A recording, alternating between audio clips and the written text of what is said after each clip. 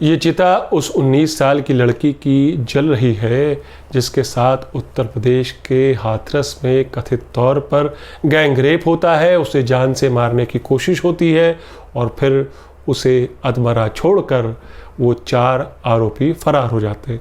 खैर वो 4 आरोपी तो पकड़ लिए गए हैं, लेकिन आगे जो हुआ है और जो आपको जानना ज़रूरी है वो मैं आपको बता रहा हूँ। ये उस लड़की की लाश जल रही जो 15 दिनों तक ज़िंदगी और मौत से जूझते दिल्ली के सफदरजंग अस्पताल में दम तोड़ देती है। ये उस लड़की की दास्तां है जिसकी लाश को उत्तर प्रदेश की हाथरस पुलिस ने खुद ही रात के अंधेरे में जला दिया, रात के 2:30 बजे 3 बजे।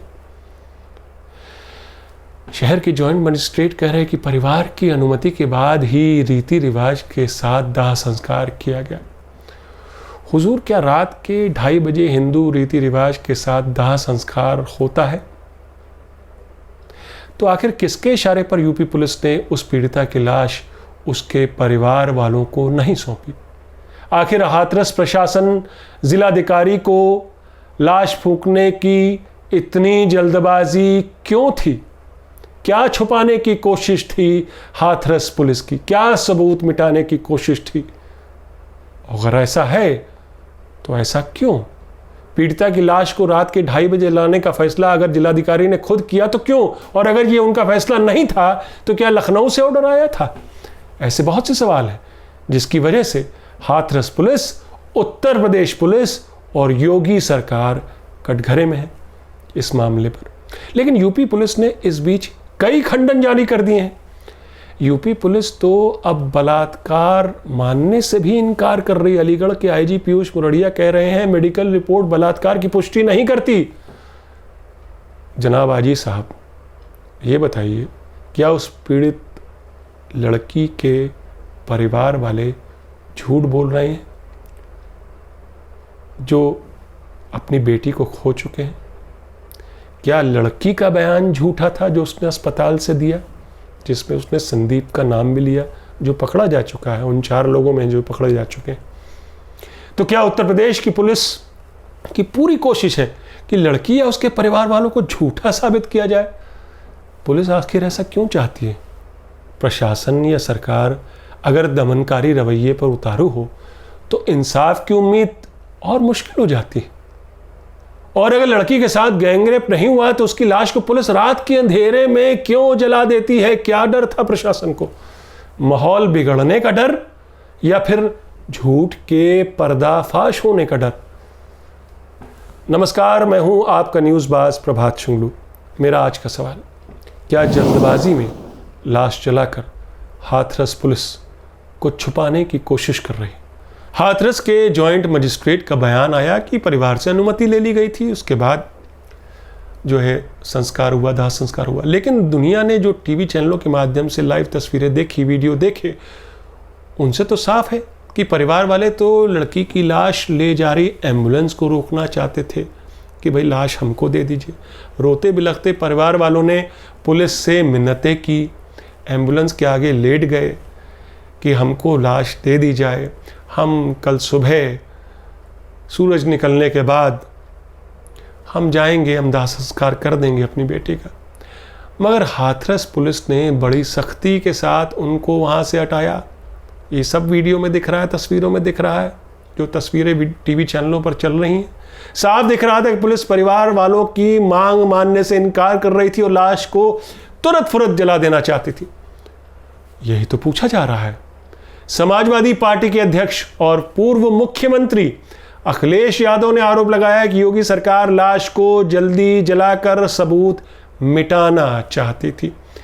इस केस के सुर्खियों में आने के बाद उत्तर प्रदेश के मुख्यमंत्री योगी आदित्यनाथ ने एसआईटी यानी स्पेशल इन्वेस्टिगेशन टीम की एक जांच बिठा दी है और इस मामले की सुनवाई फास्ट ट्रैक अदालत में हो, ये भी आदेश दिया है। लेकिन सवाल ये है कि ये फैसला पीड़िता के मौत के बाद क्यों? इतना इंतज़ार किसके लिए किया जा रहा था? पीड़िता तो पिछले 15 दिनों से अस्पताल में थी। पहले अलीगढ़ के लोकल अस्पताल, उसकी हालत दिन ब दिन गंभीर होती जा रही थी। अपनी आखिरी सांसें उसने दिल्ली के सफदरजंग अस्पताल में ली, जहां डॉक्टरों ने बताया कि उसे भारी अंदरूनी चोट लगी उस हादसे में, जिसके कारण उसके अंगों ने, बड़े अंगों ने, इंपॉर्टेंट अंगों ने काम करना बंद कर दिया और मंगलवार सुबह उसकी मौत हो जाती है उसी अस्पताल में। सवाल उत्तर प्रदेश सरकार से इसलिए भी है कि एसआईटी की जांच तो आपने बैठा दी, मगर आप ही के हुक्म पर ही तो लड़की की लाश को इस तरह गुपचुप रात के अंधेरे में जलाया गया। आखिर लड़की की लाश को एसआईटी जांच पूरी होने तक सहेज के रखा जा सकता था, क्योंकि ये गैंगरेप का मसला था, सवाल बलात्कार का था। क्या चारों आरोपियों के सीमेन की जांच हो चुकी थी? ऐसे मसलों पे हमने कई बार पहले भी देखा है कि लड़की के वस्त्रों से, उसके शरीर पे और भी दूसरे सबूतों से सीमेन की जांच और फिर उसकी मैच भी कराने की कोशिश होती है, ताकि जब इन्वेस्टिगेशन और अंदर गहराई में उतरती है तब। लेकिन यहाँ पर आप एसआईटी बिठाते हैं और उधर जो है लाश को जला देते हैं, क्योंकि जब आप लाश को जला देते हैं तो उसके साथ ही उस शरीर को भी जला देते हैं जहाँ से आगे भी सबूत मिल सकते थे। यानी सबूत मिट गए तो केस कमज़ोर। केस कमज़ोर पड़ने का मतलब है कि अपराधियों को कम से कम सज़ा। तो क्या एसआईटी जांच खाना पूर्ति होगी? क्या अब एसआईटी किसी ऐसे ठोस नतीजे पर पहुंच पाएगी जो हाथरस पुलिस के अब तक के बयानों से बिल्कुल जुदा हो? इसकी उम्मीद अब कम लगती है। उस पीड़िता की लाश अगर परिवार को यह कहकर ना सौंपी होती कि इसे हमें मेडिकल और फॉरेंसिक जांच के लिए सहेज के रखना है, तो योगी सरकार की सूझबूझ समझ आती कि वो किसी भी तरह असली गुनाहगारों तक पहुंचना ही चाहते हैं, बल्कि उन्हें कड़ी से कड़ी सज़ा भी देना चाहते हैं। लेकिन ना तो बॉडी को प्रिजर्व करके रखा गया, ना ही उसे पीड़िता के परिवार वालों को सौंपा गया, बल्कि इसके ठीक उलट उत्तर प्रदेश पुलिस तो इस लाश को जल्दी से जल्दी आग के हवाले करके अपना काम, अपना पल्ला झाड़ना चाहती थी। उसके लिए बेचैन दिख रही थी। उत्तर प्रदेश पुलिस ही थी ना जिसने हमें बताया कि कैसे गैंगस्टर विकास दुबे भागने की कोशिश करता है, इसलिए पुलिस को उस पर गोली चलानी पड़ती है। किसी ने पुलिस की गाड़ी पलटने वाली थ्योरी पर यकीन नहीं किया, लेकिन एनकाउंटर कल्चर तो योगी जी की पुलिस की पहचान रही है।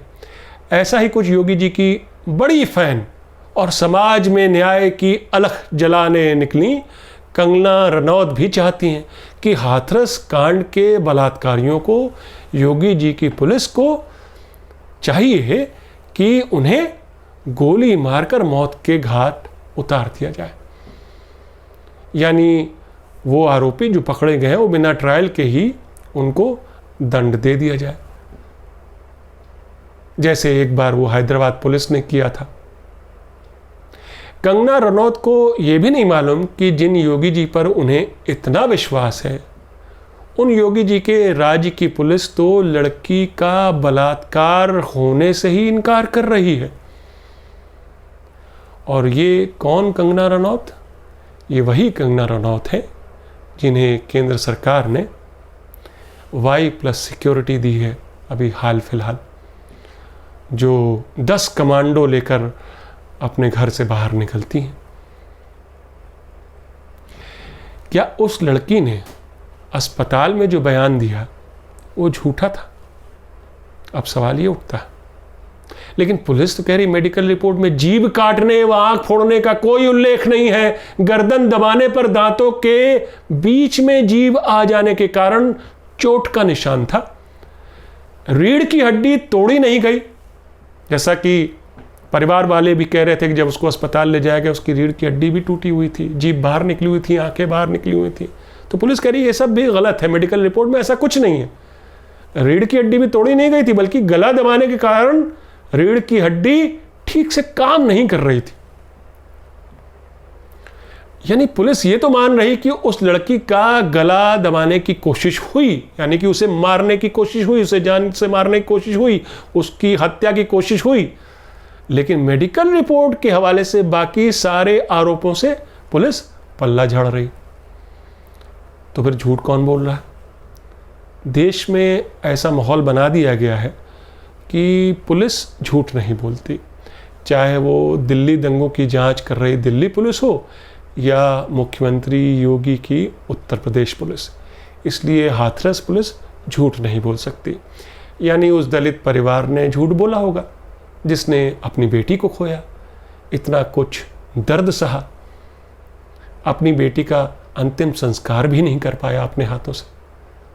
यानी वो दलित परिवार किसी साजिश के तहत कहानियां बना रहा था झूठी झूठी, जो योगी जी की पुलिस को पच नहीं रही।